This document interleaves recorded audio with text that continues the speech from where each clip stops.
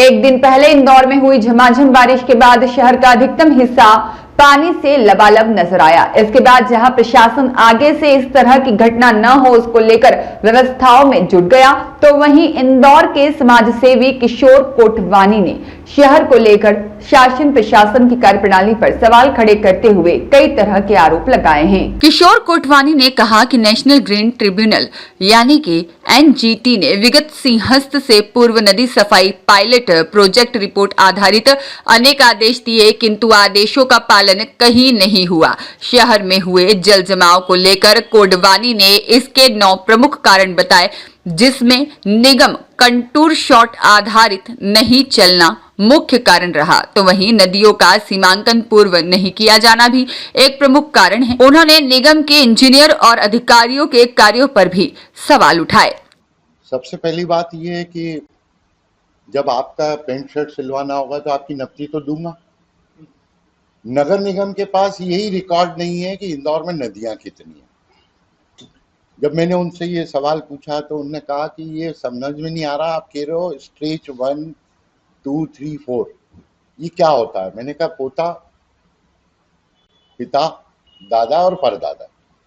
जिस तरह परिवार में दादा की संपत्ति का वारिस पोता होता है, उसी तरह नदियों में स्टेज श्रेणी कहते हैं उसको, ABCD।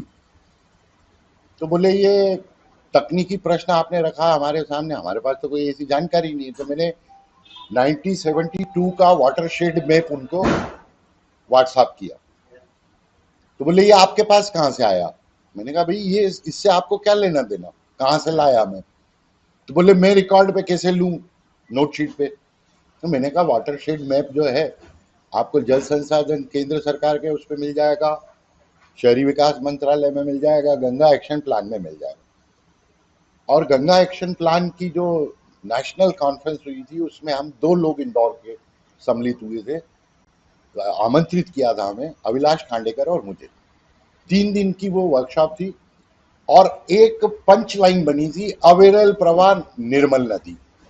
हमने अविरल प्रवाह खत्म कर दिया नदी का, क्योंकि जितना नाला टेपिंग का काम किया हमने, उसके पिछले सिंहस्थ में ये कोर्ट ने आदेश दिया था कि ये वर्षा जल की नदियां हैं, नाले नहीं है। और इनने नाला मानकर, नाला मतलब आप उस इलाके की जो बस्ती है उसका सीवरेज कितना पानी निकलता है उस हिसाब से पाइपिंग करके और कबीरखेड़ी ले गए या ट्रीटमेंट प्लांट तक ले गए। अब जब आप डाइवर्ट कर दिया उसको, तो वो जो बारिश के टाइम पानी आता है वो कहाँ जाए, वो बैकलॉग ले रहा। जिंदा उदाहरण एक और दे यार, तुम क्या बैठने में। और दूसरी चीज होती है कंटूर और टोपोशीट। कंटूर और टोपोशीट नगर निगम समझती ही नहीं है क्या होता है। आपने देखा होगा कि शहर भर में जितनी सीवरेज लाइन डाली है वो रोड लेवल को मानते हैं और इधर से इस कोने तक 1 मीटर का ढलान बना देते हैं। भाई साहब धरती सीधी नहीं है, ऊपर नीचे रहती है। और वो कंटूर मैप बताता है कि कैसे उस मान से उस चेंबर की हाइट बनती है, तब जाके जमीन के अंदर सीधा पानी बहने की व्यवस्था बनती है। वो कभी भी काम नहीं किया है नगर निगम ने। जब भी बारिश आती है उसके पहले ये धूम धड़ाका करते हैं कि साहब सीवरेज लाइन साफ कर रहे हैं, चेंबर साफ होते हैं। आप सबने देखा होगा, चेंबर की सिल्ट निकालते हैं, रोड पर रख देते हैं, 3-4 दिन बाद उठाते हैं कि सूखेगा तब। अरे भाई उसमें रेती है, रेती 15 मिनट में पानी बह जाएगा, आप उठाओ और ले जाओ। अब चेंबर टू चेंबर जो सिल्ट हम निकालते हैं, चेंबर से चेंबर के बीच का जो पाइप है उसके अंदर से कहाँ मलबा निकालते हैं हम।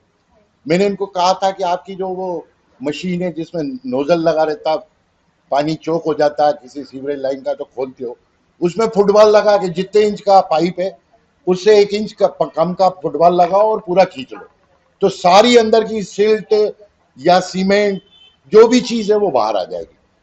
उस पर आज तक काम नहीं हुआ। आपसे भी एक बात पूछूंगा, आप रोज देखते होगे शहर में कहीं ना कहीं मकान टूट के नया बन रहा है, कहीं बेसमेंट पार्किंग हो रही है। ये मट्टी और मलबा कहाँ रख रहे हो, सब ले जाके नदी को। अभी मेट्रो का जो प्रोजेक्ट आया जिस पर ये अंडरग्राउंड जाएंगे, मैंने मेयर से उस दिन मीटिंग में पूछा था, मैंने कहा सर आपसे इनने अनुमति ली है कि ये जो टनल खोदेंगे हम, हजारों ट्रक इसमें से पत्थर निकलेगा, वो कहां ले जाके डंप करोगे? बोले हमसे पूछा ही नहीं। बताओ, ऐसा अंधेरगर्दी का काम चल रहा है कि इनसे पूछा ही नहीं कि ये कहां ले जाके रखेंगे। और इनने पहले भी कोई व्यवस्था नहीं की है कि मकान कंस्ट्रक्शन, रोड तोड़ते हैं, उसका मलबा चाहे जहां डंप होता है। और उसका जिंदा उदाहरण देखना हो तो राजीव गांधी प्रतिमा पे जो फतनखेड़ी का 2 किलोमीटर स्ट्रेट मैंने सफाई कराई थी, उस पे आज 1.5 मीटर मलबा भर दिया और मट्टी। अब बता दो मेरे को, विष्णुपुरी, मंगल नगर और इधर का जो पानी आता है वो नदी में जाएगा कैसे? बैठ लेता वो। अब बैठ लेने के बाद उसको जहां रास्ता मिलता है उधर घूमता है, जिसके कारण ये शहर जाम हो रहा है। जब तक हम नदी को नहीं समझेंगे, नदी का नेचर नहीं समझेंगे, तब तक इंदौर का सीवरेज फेल होता रहेगा, तब तक इंदौर पानी में डूबता रहेगा। और अभी तक मुझे ये समझ में नहीं आया कि कलेक्टर साहब को 3 महीने हो गए, पीएस साहब ने काम सौंपा, 5 बिंदु जिस पे 5 साल पहले कोर्ट ने ऑर्डर किया। जल संसाधन मंत्री का घर जब धरना दिया तो उनने रेसिडेंसी कोठी पे मनीष सिंह जी ने मीटिंग बुलाई और उस मीटिंग का आज तक कुछ भी नहीं हुआ। आज तक कुछ नहीं हुआ, कमेटी बनी, मीटिंग ही नहीं हुई। तो मुझे ऐसा लगता है कि जिस तरह से दादा की संपत्ति में पोते का अधिकार होता है, कानूनी बाप का नहीं होता है। अब जेनजी जो मेरे शहर की है, उसको इस विरासत को उठाना पड़ेगा। मेरे पास जो भी अध्ययन है, जो भी मटेरियल है, और अब मैंने तय कर लिया कि मेरे भी अंतिम दिन है, प्राण निकलने के बाद इस भेजे में जितना मटेरियल है वो तो खत्म हो जाएगा, राख हो जाएगा। मैं भी वेबसाइट पे सारे डाटा डालने की मूड में हूँ कि कोई भी काम करने जब निकले तो उसको पूरा बेस मिल जाए। ब्यूरो रिपोर्ट, सत्याग्रह न्यूज, मध्य प्रदेश।